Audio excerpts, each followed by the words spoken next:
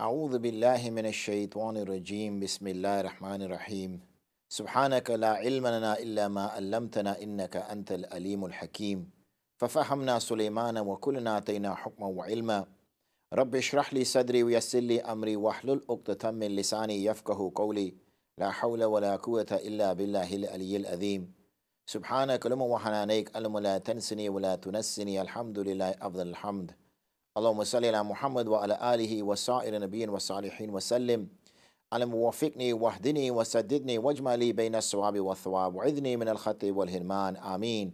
Assalamu alaikum wa rahmatullahi wa barakatuh, and welcome to another episode of Questions and Answers. I'm your host, Amjad Muhammad, and I will be with you for the next 40 odd minutes or so, hopefully dealing with some of your queries and some of your questions and some of your suggestions as they come in over the duration of this period. You'll need to know the number, which I think you'll be very familiar with now. I share it with you often during my show, and I'm sure my colleagues on the various shows that are presented live throughout the week also share the same number, but hey, you never know. What is the number? The number is 01274 214299. That's 01274 214299. Please do call in with your questions and your queries so that we may be able to deal with them appropriately. If on the other hand you wish to email, then it's Q&A, that's Q-A-N-D-A at iqra.tv. That's Q-A-N-D-A at iqra.tv. Again, the number 01274 214299. We had a long conversation yesterday, if you recall, discussing about the difficulties of life, the hardships that we must face, and the hardships that we must overcome. And I was mentioning to you the story of Yusuf alayhi salatu wasalam, and I'd reached to the point where he had entered into prison, and he was serving up to a 7-year sentence for rape, which he was innocent of. So not only did he have to live with the shame of being considered to be a rapist, not only did he have to live with the shame of being a prisoner, he didn't see that as a problem. In fact, he saw that as an opportunity. So here he was, he had a captivated audience. What do I mean by captivated audience? All the prisoners. Where are the prisoners going to go? They've got nowhere to go. So he had the audience in order to discuss to them, in order to preach to them, in order to make dawah to them. And that is what he decided to do, is to make dawah to them. So throughout this time period, he is calling them towards Islam. He interprets dreams for certain companions that are in the prison with him, who then become freed, and they go to, and they forget, obviously, as soon as they get freed, what the request was from Yusuf alayhi salatu wasalam, until eventually it reaches a point where the king has a dream. And in this dream, the king sees that there are 10 thin, feeble cows eating 10 rather plump, fat cows.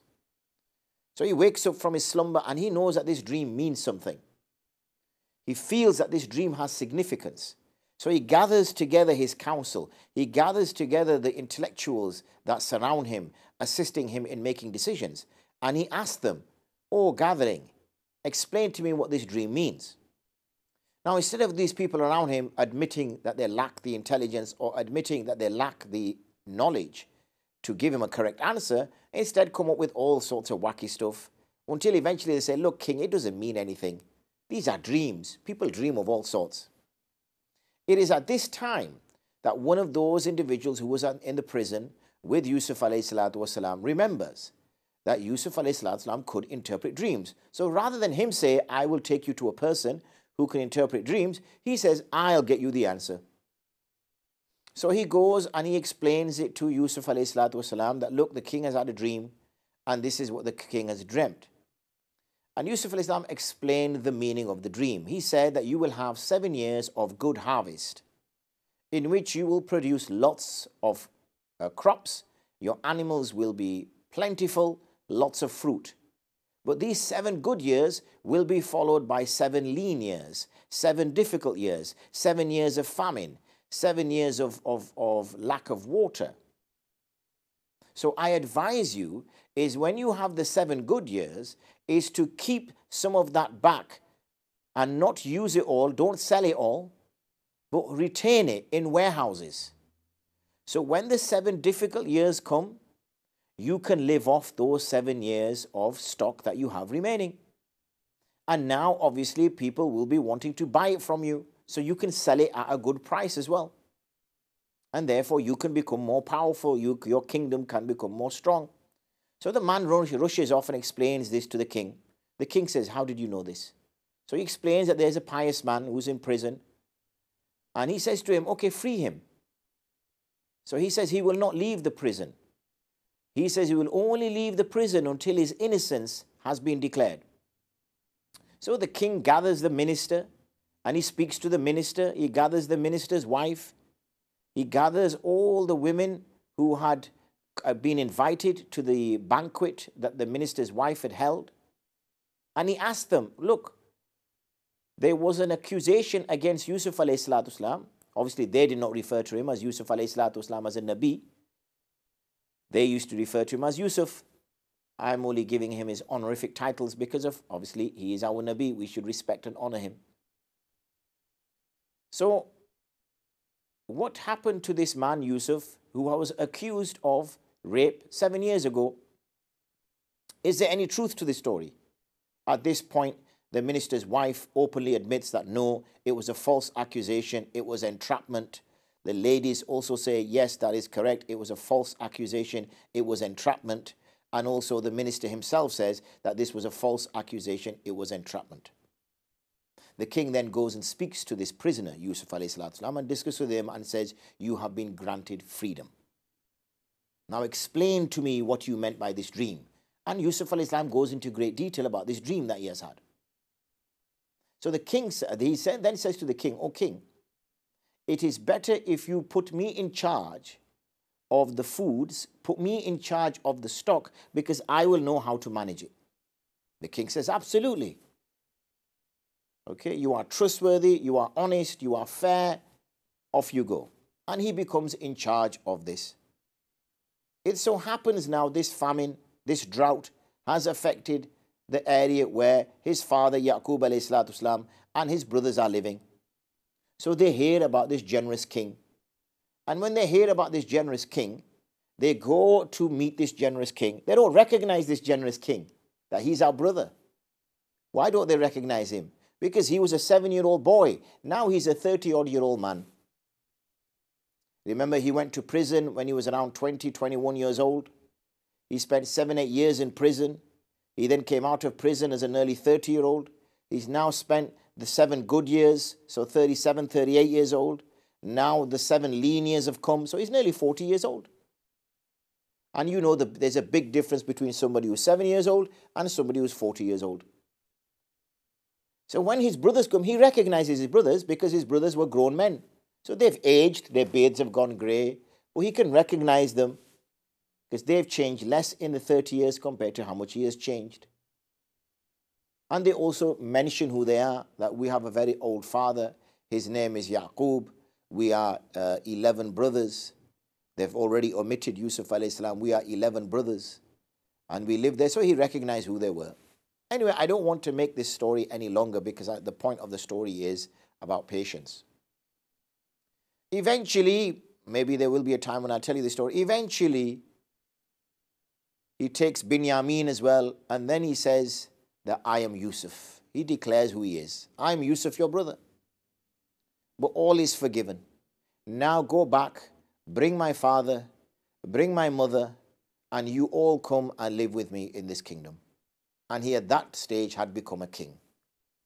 So at a point where he was a child in a well to now becoming king of Egypt, which at that time of that area was a superpower because of the famine that the rest of that Middle East had suffered, because of the drought that the rest of the Middle East had suffered.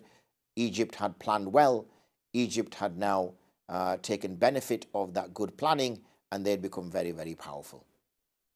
So patience, my dear brothers and sisters, no matter the hardships which come our way, and these stories of patience, you can see in all the Anbiya's stories.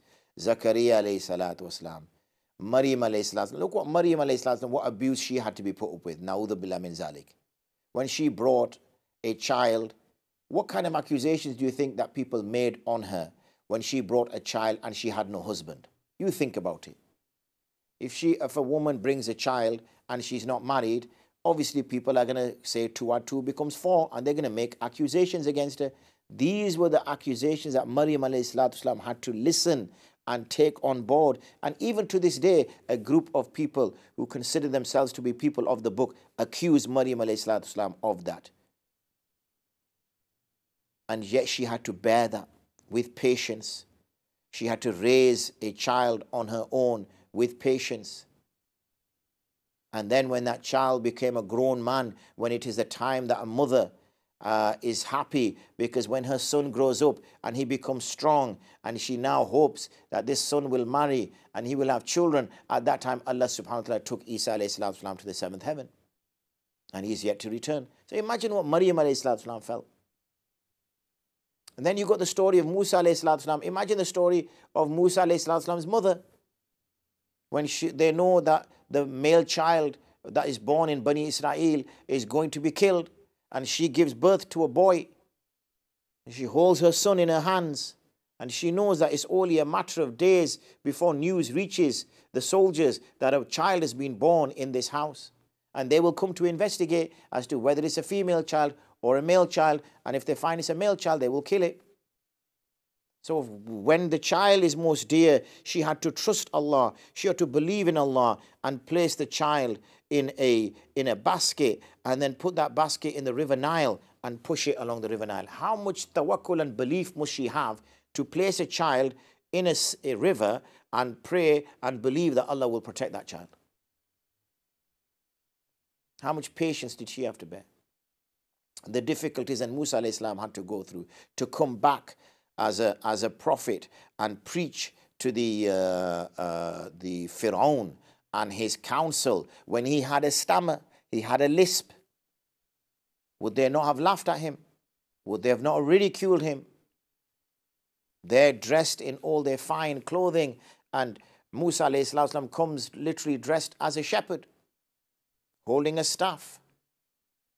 Ayub alayhi salatu wasalam, Ayub alayhi salam, when he is befallen with illnesses. Yunus alayhi salam, when he's swallowed by the whale. Every Nabi you can name. Ibrahim alayhi salam, when his own father and his own people turned against him as a young adult, and they threw him in the fire and then exiled him from Babylon. Then Ibrahim alayhi salam has to take his son Ishaq alayhi salam and his wife Hajar alayhi salam and leave them in a desert. How much patience did they have to bear? How much difficulties did they have to bear? And it goes on and on. Any Nabi you look at, Dawood alayhi salatu wasalam, who takes a huge army, but bit by bit the army drops off, unless there's only a handful, according to narrations, around 313 are left. And he has to go up against this huge army that is led by Jalut, Goliath.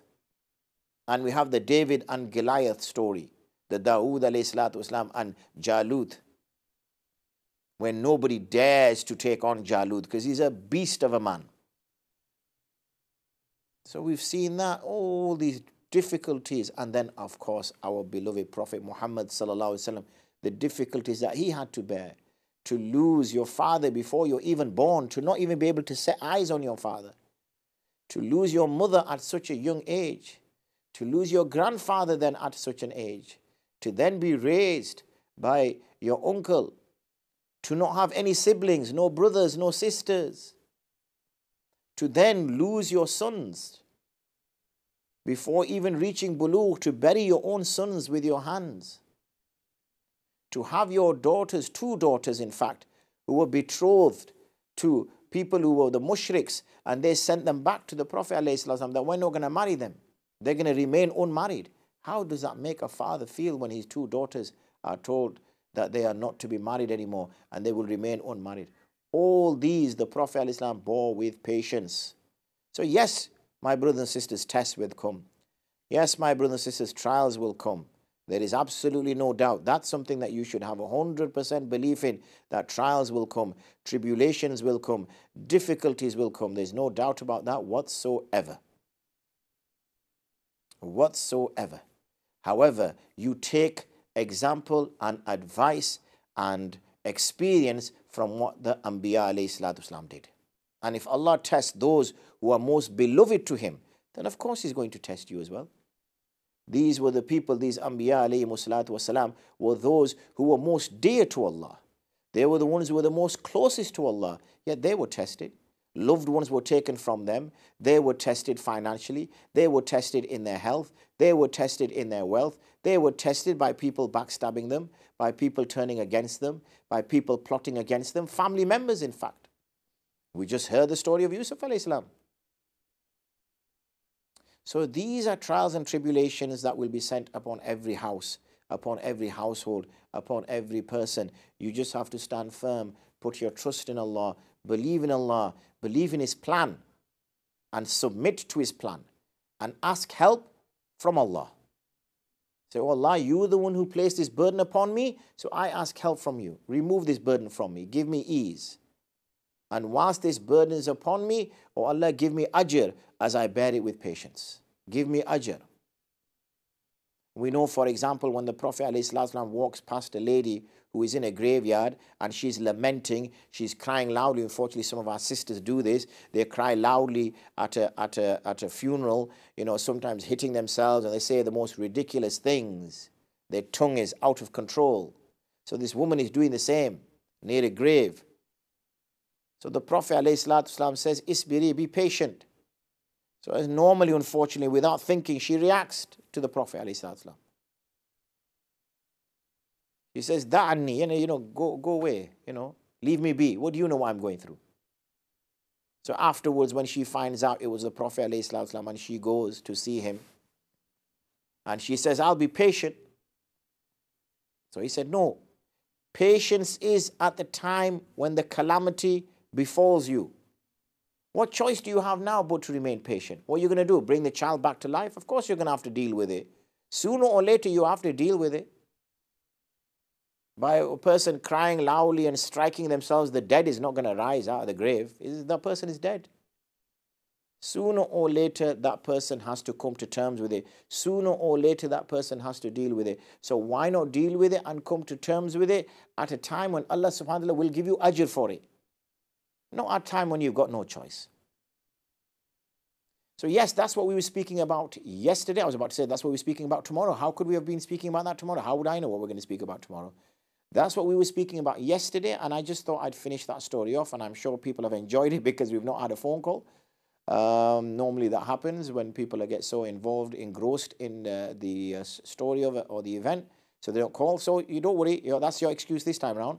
But after, inshallah, you can ring in after the break, and I'll give you the number when we return. There's no excuses because no story time after the break. We're going to go straight into some Q&A, and also some of the Q&A that I've got on my two forums that have been, that usually I get istiftah questions coming in from onto the gents group or onto the ladies group. So inshallah, please don't go too far. Have your questions ready so that we can, inshallah, answer those questions for you. That suffices me to say is, hotline this number. Have it saved somewhere, 01274 214299. See you in about a few minutes' time, inshallah. Assalamu alaikum wa rahmatullahi wa barakatuh.